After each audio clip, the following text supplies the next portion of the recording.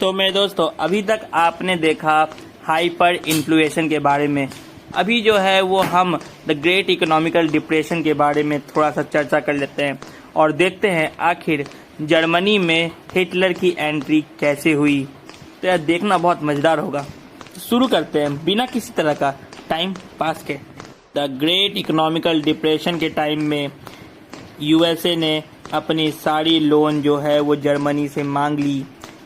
उसने जितने पैसे दिए थे जर्मनी को उससे सारे मांग लिए, जिससे जो है वो जर्मनी अचानक ही कंगाल हो गया।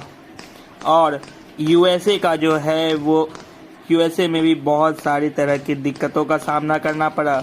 उस समय जो है वो यूएसए की इनकम बहुत गिर गई, यूएसए की फैक्ट्रीज बंद हो गई, एक्सपोर्ट कम हो गए और वर्ल्ड का सबसे बड़ा जो स्टॉक मार्केट एक्सचेंज है वॉल स्ट्रीट एक्सचेंज वो क्रैश हो गया। लोगों जो है वो एक बार में सारे पैसे स्टॉक मार्केट से निकालने लगे, जिससे जो है वो मार्केट क्रैश हो गया और सरकार के पास जो है वो पैसा ख़त्म हो गया, क्योंकि लोगों ने सारे पैसे एक बार में ही निकाल लिए थे।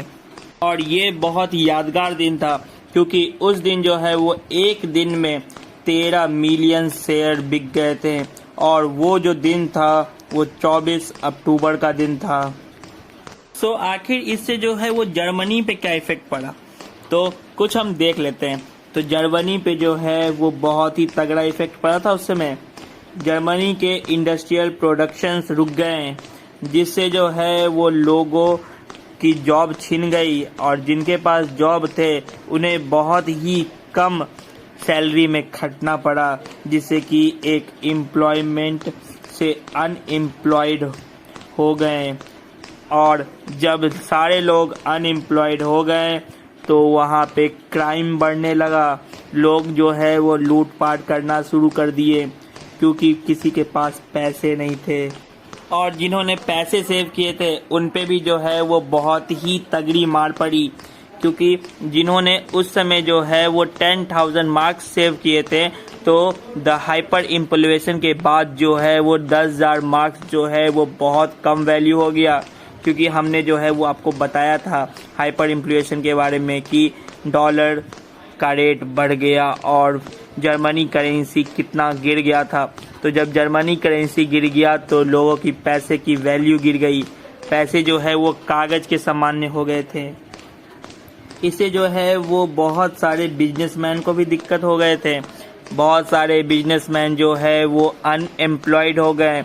जो आप सोच सकते हैं नौकरी देने वाले जो हैं वो खुद बेरोजगार हो गए थे। तो कितनी ख़राब हालत हो गई होगी। और जो हमारा अगला पॉइंट है, इससे जो है वो बहुत सारे फार्मर को भी दिक्कत हो गया, क्योंकि उनके क्रॉप्स के दाम गिर गए और इससे जो है वो फार्मर भी गरीब हो गए और उन्हें भी जो है वो खाने के लिए अकाली छा गया। और जब जब जो है वो डेमोक्रेसी पे दिक्कत आती है और डेमोक्रेसी कमज़ोर बनता है, तब जो है वो डिक्टेटरशिप आता है। जैसे कि हमने जो है वो फ्रेंच रिवॉल्यूशन में देखा था कि मोनार्ची कमज़ोर पड़ा और डिक्टेटरशिप आया था।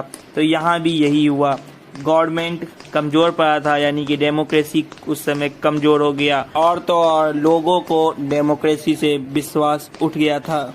और यही से शुरू हुई दुनिया का सबसे बड़ा तानाशाह एडोल्फ हिटलर की कहानी।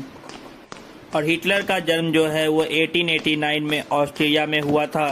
हिटलर एक बहुत ही गरीब फैमिली से बिलोंग करता था और उसने जो है वो अपनी पूरी जवानी गरीबी में बिताई थी।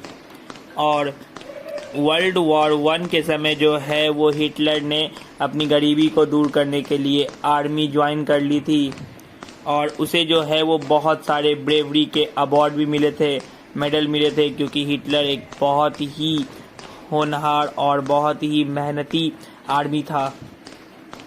और 1919 में जो है वो हिटलर ने एक पार्टी ज्वाइन कर ली, पॉलिटिकल पार्टी, जिसका नाम था जर्मन वर्कर पार्टी।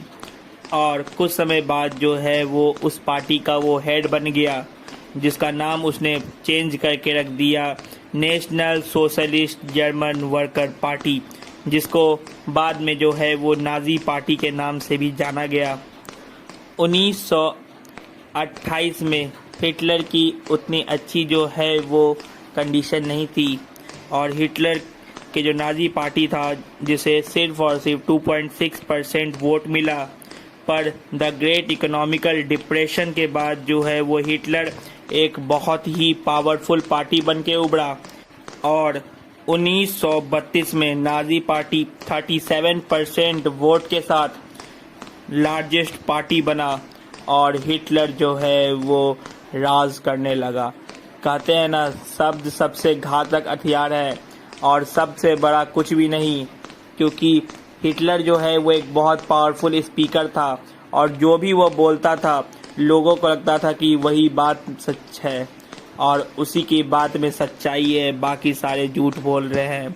और इस टैलेंट के वजह से हिटलर जो है वो बहुत पॉपुलर हो गया और एक पावरफुल लीडर बन के उभरा।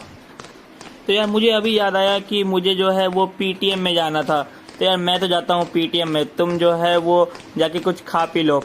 हाँ, और एक और बात, खाने पीने के बाद सो मत जाना, वापस से वीडियो पे आ जाना और मिलते हैं अगले एपिसोड में।